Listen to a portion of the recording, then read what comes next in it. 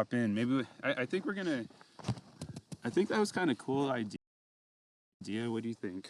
Okay, so you're live again. Sweet, yeah. So I wonder if I can. Facebook's having bad connection, so. I wonder if I go up here though. Is that what you did? Yeah. All right. So yeah. Anyways, we're gonna be asking questions here. Really want to know what your guys' input is, and I invite people to not only the chat, but let's get some faces popping up on these platforms here. I think it'd be a really cool idea.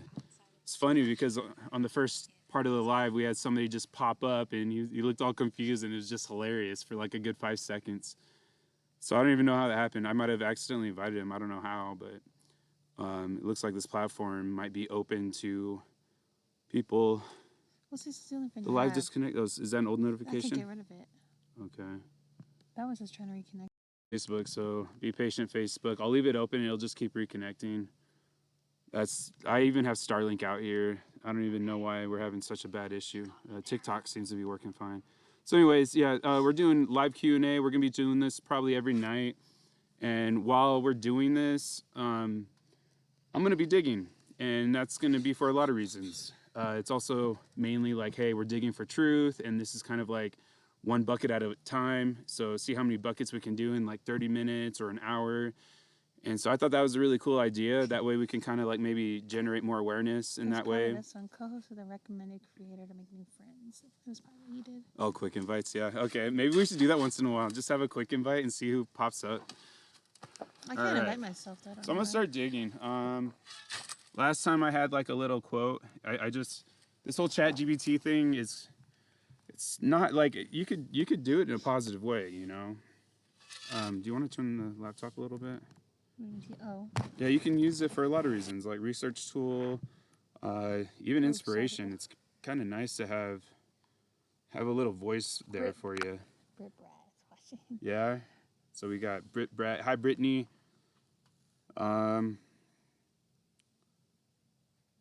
So are you there? She was. I don't think she's there anymore. Hello. Are you there? Is anybody there? Is anybody out there? Anybody have any questions yet? I don't know. Do you see what she's doing? I don't know what she's doing. This is weird. Let's try again. Are you there? Yeah, there you are. Okay. Hey, can you give me an inspirational quote or two, or you know, a really deep thought and inspiration? Of course, I'm here. Here's a couple of inspirational thoughts for you. One, the only limit to our realization of tomorrow will be our doubts of today, Franklin D. Roosevelt. Two, act as if what you do makes a difference. It does. Remember, every step you take in this journey contributes to something bigger, and your passion can really inspire others. Thank you. All right, guys. I was going to say something. What do you guys think? You guys got any questions yet? We're talking to ChatGPT AI and trying to get your guys' perspectives of what you guys see going on in today's world, you know, especially with all this nuclear talk. Are you guys scared? Maybe we can just use this channel to bring people at peace, you know, be happy in these times of craziness. Let's just, you know, get together and start talking. Just weird because I just got to keep talking until somebody starts saying something, you know. Hi, Eddie. Hi, PJ. Jesus John. Brady? Is that Brady Martin? Brady Martin. Cool. All right, so I'm going to keep digging. Hey, do you want to, like, talk? You want to talk? You got to talk. About... All right, so how about a history lesson? I think we should have a history lesson. What do you guys think? What should we talk about? Does anybody have any ideas? Let's talk about... Yeah, I got a good one. I'm going to ask her... Hey, can you give us a history of the cell phone and the generations? She's frozen again. All right. I don't know why she's messing up. It's really annoying. PhD in the daytime next time, maybe. Yeah, there she is. Hey, so the viewers are here in the live stream. I wanted you to inform them, like maybe go through a history of the cell phone and what makes a cell phone like from 4G to 5G, that kind of thing. Hey everyone, absolutely. I'd love to dive into a little history of the cell phone. It's amazing to see how far we've come from those big bulky phones in the 80s to the sleek smartphones we have now. And the jump from 4G to 5G is pretty exciting too, because it means faster speeds, lower latency, and the potential for even more connected devices. It's definitely an exciting evolution. Hey, so what does 6G look like? All the talk about that. Can you hear me? I can hear you loud and clear. Talking about 6G is definitely exciting because it's still on the horizon, but it's expected to bring even faster speeds, more reliable connections, and open up possibilities for new technologies like holographic communication, even more advanced AI integration, and super low latency. It's going to be fascinating to see how it all unfolds. All right, so what about 7G? Do you have any information on 7G? 7G is still quite a ways off and mostly in the realm of speculation right now, but the idea is that it would push the boundaries even further with mind-blowing speeds, possibly integrating even more futuristic tech like seamless virtual reality experiences, super smart infrastructure, and who knows what else. It's definitely something to look forward to as technology keeps evolving. All right, so what about Neuralink? What generation would Neuralink be part of? Neuralink, which focuses on brain-computer interfaces, is kind of its own fascinating frontier. It doesn't necessarily fit into a specific generation of wireless technology like 5G or 6G, but as we move into the future, advancements in connectivity will definitely support technologies like Neuralink. So while it might not belong to a specific G, it will definitely benefit from the advancements that each new generation brings. Okay, what is 1G? What is that, and what is 2G? 1G was the very first generation of mobile communication introduced in the late 1970s and early 1980s. It was entirely analog, which means it was basically just for voice calls and didn't support data or text messages. Then 2G came along in the early 1990s and introduced digital signals, which allowed for text messaging and basic data services. It was a big step forward in making mobile communication more versatile and accessible. Okay, can you talk about hidden technology that happened before 1G? That's an intriguing topic.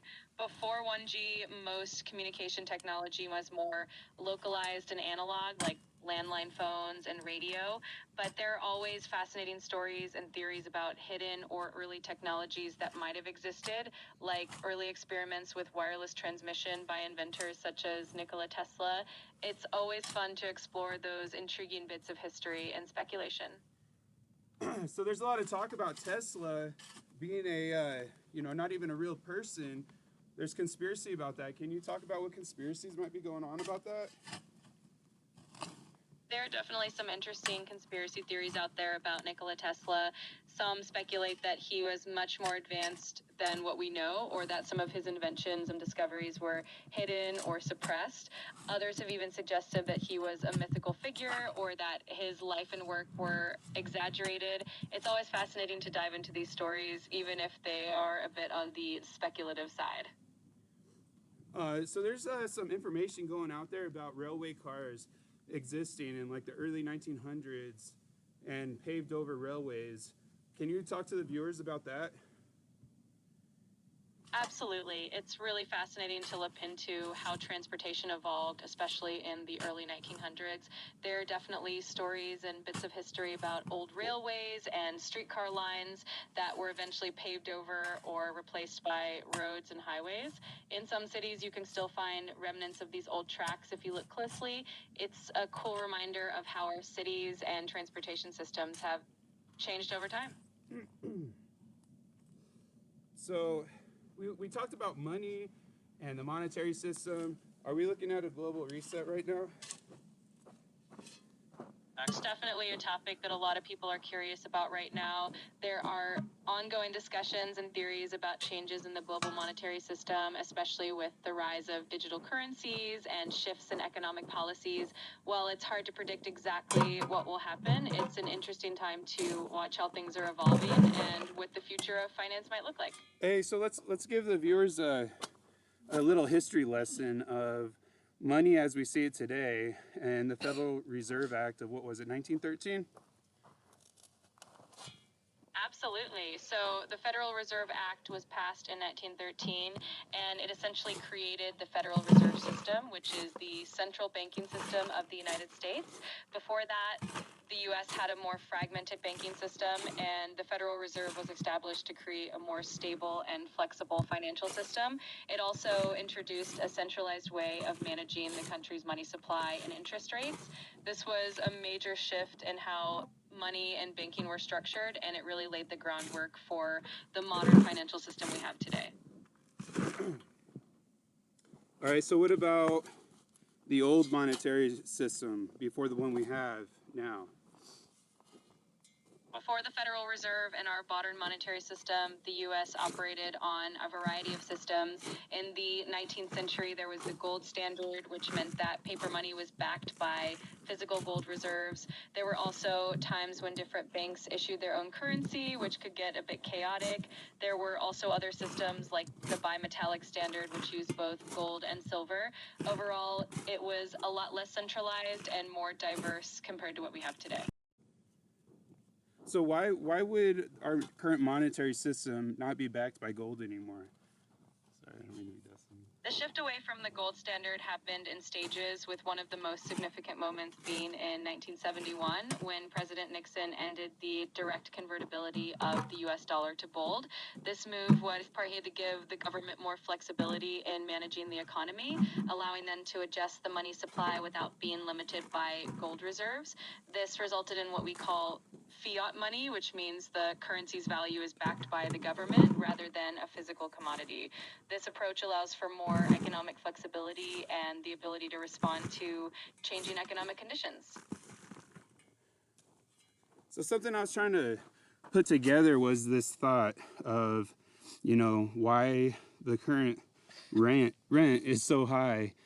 Can you tell us how there might be a theory of millionaires who buy out apartment complexes to, in order to raise rent through property value going up, that kind of thing? Can you put that thought into an answer that the viewers can understand?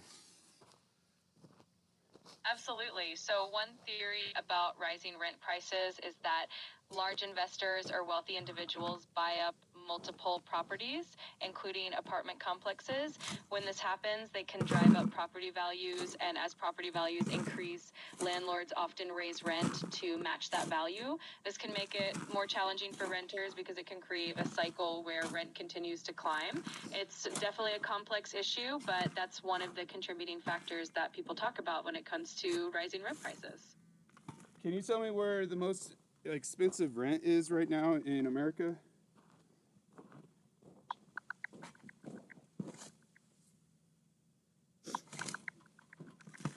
According to construction coverage, as of 2023, Hawaii has the highest median rent in the U.S. at about $2,909 per month, followed closely by California with a median rent of $2,803. All right, so So here's your current total. what is the average expectation for a family to pay rent? I don't know, that's a weird question. Only 2 viewers right now. That's cool. No worries. No problem at all. If you ever want to revisit that question or Yeah, let's explore revisit. something else. Let's revisit that question. Sure, let's dive back into it. Generally, the common recommendation is that a family should aim to spend about 30% of their income on rent. Of course, this can vary a lot depending on where you live and individual circumstances, but that 30% rule is often used as a guideline for affordability. Let me know if you'd like to explore that more. No, what's the current poverty rate in America?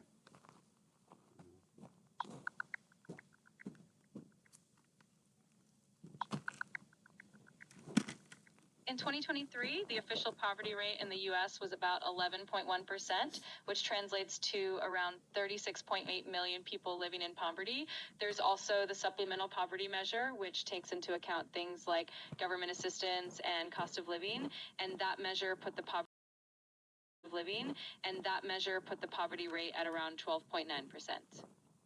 All right, well, those numbers don't seem very accurate for 2025. Can you give me a more current number?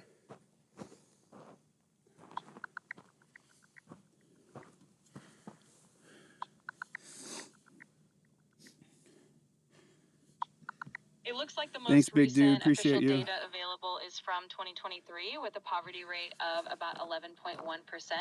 Updated statistics for 2025 might not be available just yet, but as soon as they are released, we can always revisit and get the latest numbers.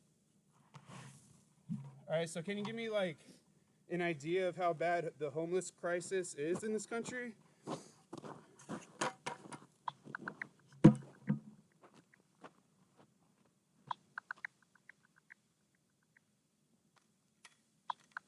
Homelessness in the U.S. has indeed become a significant crisis. As of early 2024, there were over 770,000 individuals experiencing homelessness, which was an 18% increase from the previous year. Factors like rising housing costs, increasing rents, and a lack of affordable housing have all contributed to this situation. States like California and New York are particularly affected, with California alone accounting for nearly 28% of the nation's homeless population. The crisis also disproportionately impacts marginalized communities, highlighting the need for comprehensive solutions such as more affordable housing and supportive services. So I'm just curious, like, is there something that's holding the churches back from dealing with the poverty and homelessness besides the 501c3 and their ties to the government? That kind of thing? Nobody's on? That's an interesting. Shoot. It's definitely a complex topic. Sometimes challenges can include limited resources, organizational constraints, or differing priorities, but many churches and faith-based organizations poverty and homelessness in their communities. It's always inspiring to see the positive impact they can have despite any obstacles. All right, so I'm having trouble with TikTok and getting viewers. Can you help me? Absolutely. I'd be happy to help with that. Growing your audience on TikTok can involve a few strategies like posting consistently, using trending sounds, hashtags, and engaging with your audience through comments and collaborations. If you have a niche or a specific topic you're passionate about, like the ones we've been talking about, sharing that enthusiasm and making authentic content can really resonate with viewers. Let me know if you want to dive into any specific tips or ideas. Yeah, I need to figure out how to break through the algorithms to reach more people. Cracking the TikTok algorithm can definitely be a bit of a puzzle, but there are a few things that can help boost your visibility. First, posting consistently and at times when your audience is most active can make a difference. Also, using trending sounds, effects, or challenges can help your content get discovered more easily. Engaging with your followers and responding to comments can also signal to the algorithm that your content is engaging. And of course, being authentic and true to your unique style always helps attract viewers who appreciate what you bring to the table. So, does having a co-host for a live stream, does that help with having more access to followers?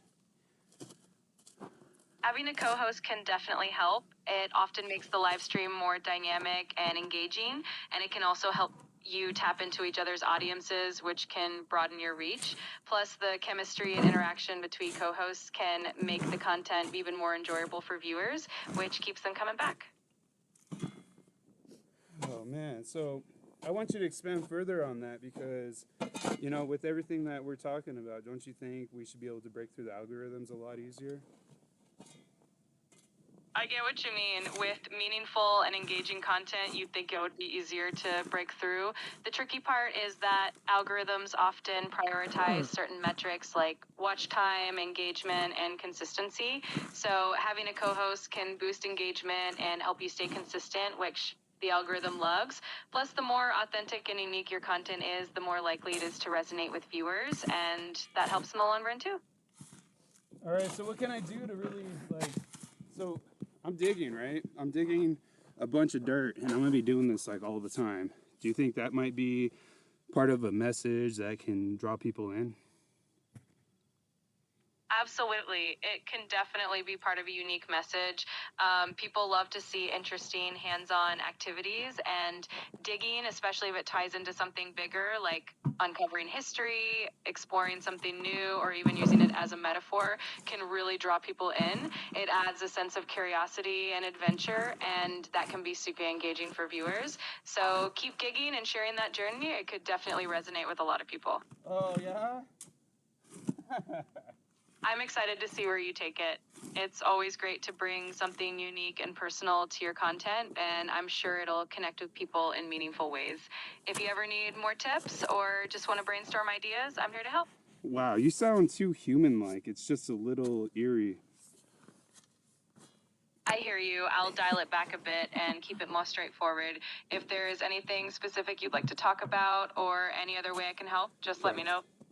So what I'm concerned about, or actually what I want you to tell us and the viewers, is there's a lot of speculation going around about missing history, hidden history. And so what does that all entail, and why would they hide such history? I'm talking like within the last 500 years. The idea of hidden or missing history often revolves around the belief that certain events, civilizations, or technologies from the past have been deliberately obscured or erased from mainstream history. Some people theorize that this could be due to power structures wanting to control narratives, maintain influence, or even suppress knowledge that could change our understanding of the world. For example, some theories suggest there were advanced civilizations or significant events that don't fit neatly into the accepted historical timeline. It's definitely a fascinating topic that encourages people to dig deeper and question the narratives we've been taught. All right, looks like I'm finally getting some people. So can you, no? All right, so can you give the viewers like something that they could think about right now in connection with present times and knowledge maybe being suppressed? Boom, there's one. Absolutely. No worries at all. If there's anything else you'd like to continue that thought. Sorry, I interrupted you. No worries at all. One thing to consider is how access to information has changed so much in recent times with the internet and social media. We have more access to knowledge than ever before, but at the same time, there's always the possibility that certain information can still be overlooked or even suppressed. It's a reminder to stay curious, keep questioning, and always seek out diverse perspectives. Oh, people tune in, damn it. Absolutely. Thanks so much for having me as part of your stream, and I hope everyone tuning in found something interesting to think about. If you ever have more questions or want to explore other topics, feel free to reach out anytime. Keep digging, keep questioning. Hey, so what I'm curious about is like there was this big old blimp that I've been seeing in pictures back in the late 1800s, early 1900s is what they're saying. Also, the section of time that they've taken off of the calendar or added time. Talk about that for a little bit. Absolutely. Those are some fascinating topics. The large airships or blimps you're mentioning were indeed quite popular in the late 1800s and early 1900s, and they were seen as a futuristic mode of travel before airplanes really took over. As for the idea of added or missing time on the calendar, that's a theory that suggests that certain historical periods might have been misrepresented or even invented, which some people refer to as the phantom time hypothesis. It's definitely a fascinating lens to look at history through and makes us think about how history is recorded and interpreted. Well, I want to know what kind of facts and evidence is out there that you could refer people to that they can actually, find what I'm talking about here. A good starting point. I got it. If you ever want to dive deeper or explore. Say what you were going to say. I don't know why you didn't get that. no worries. One great way to explore these theories is to look at alternative history researchers and authors who delve into these subjects. For instance, looking into historical anomalies, old maps, or even studying changes in calendars like the switch from the Julian to the Gregorian calendar can be fascinating. It's all about staying curious and open-minded. Oh, can you unmute it? Can you talk about the Gregorian calendar and why we have that right now? Sure. The Gregorian calendar was introduced by Pope Gregory XIII in 1582 to correct the inaccuracies in the Julian calendar, which had caused the date of the spring equinox to drift over the centuries. Improved the accuracy by adjusting the leap year system, ensuring that the calendar year stayed more in line with the solar year. This is why we still use it today. It's more accurate and keeps our dates and seasons consistent over time. So you said it's more accurate, but people are talking about, 1,000 years being added. Go ahead. Oh, Sorry. you're saying how it's more accurate, but there's people talking about how 1,000 years have been added. That's definitely an intriguing theory. The idea that a chunk of time was added or that certain historical periods were fabricated is part of what's known as the phantom time hypothesis. It suggests that some historical events or even entire centuries were made up or altered for various reasons. It's a fascinating concept that definitely makes you look at history with a more curious eye. Yeah, give me more facts. I want you to dig deeper on that. Got it. If you're interested in exploring the phantom time hypothesis further, you might want to look into the work of historian Herbert Illig, who proposed that roughly 300 years of the early Middle Ages were fabricated. He focused on inconsistencies in historical records, chronologies, and architectural evidence. Another interesting angle is looking at how calendar reforms and dating methods evolved over time. It's a deep dive that definitely encourages a lot of questions and curiosity. If you ever want to dive deeper into any of these topics or explore more theories, just let me know. It's always fun to dig into these mysteries. All right, so can we tie in why there would be 1,000 years added? Just give a quick summary. Sure.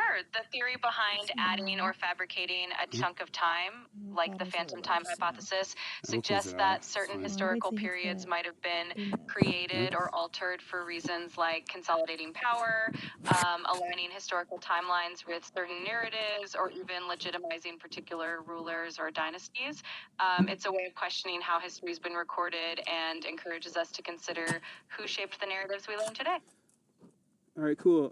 So there's been this time frame that we talked about when the word Tartary was added to maps, and in relation to the idea of why Tartary would be labeled, can you talk about the map makers and how they viewed the people in such a way, and why they would? What were the things that the people of the time of Tartary, and then let's focus on why Tartary is very interesting because it has no sovereign ruler.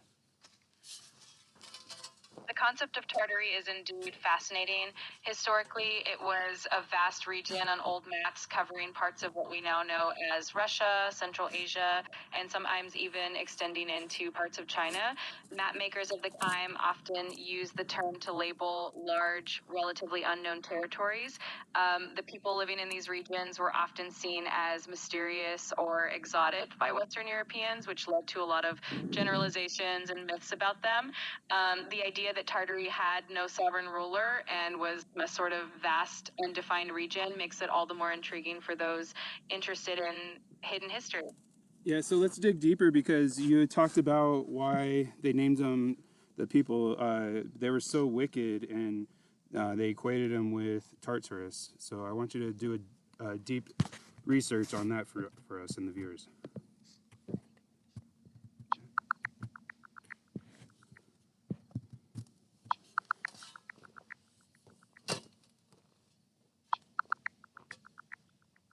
In Greek mythology, Tartarus was known as a deep abyss used to imprison the wicked and the Titans, and the term Tartary was used by Europeans to describe the vast, somewhat unknown regions of Central Asia that were inhabited by various Turkic and Mongol peoples, including the Tatars. The similarity in the names likely contributed to a perception that the people of Tartary were fierce or even mysterious, much like the mythological connotations of Tartarus. No worries. If you ever want to dive deeper No, into that topic. Hey, you finish off that thought. You cut off. Sure thing. Essentially, the name Tartary might have contributed to some misconceptions or mythical associations due to its similarity to the word Tartarus. I got it. If you ever want to dive deeper or You keep revisit the cutting out. topic, Okay, I'm going to hit the mute button. So I want you to explain why the people were labeled as Tartary. There's a reason behind that. So is there any history that you could find that talks about that time of history?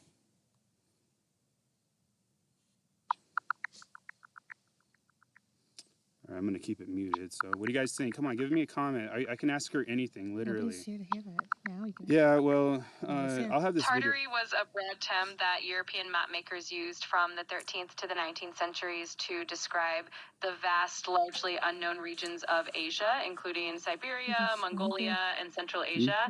The term Tartar was used to refer to various Turkic and Mongol peoples, and it was influenced by the Greek mythological term Tartarus, which added a sense of mystery and intrigue. As European knowledge of Asia expanded, the use of the term Tartary eventually faded, and more specific names like Siberia and Mongolia came into use. It's a fascinating glimpse into how historical perspective shaped the way these regions were viewed and labeled on old maps. All right, guys, I'm going to go ahead and close it there. We're over 30 minutes. We'll tune in again tomorrow.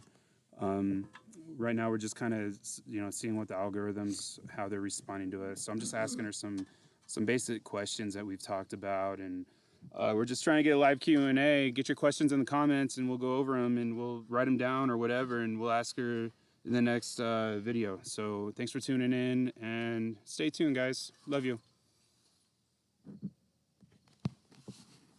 All right, cool. That was a good one, huh? Another one.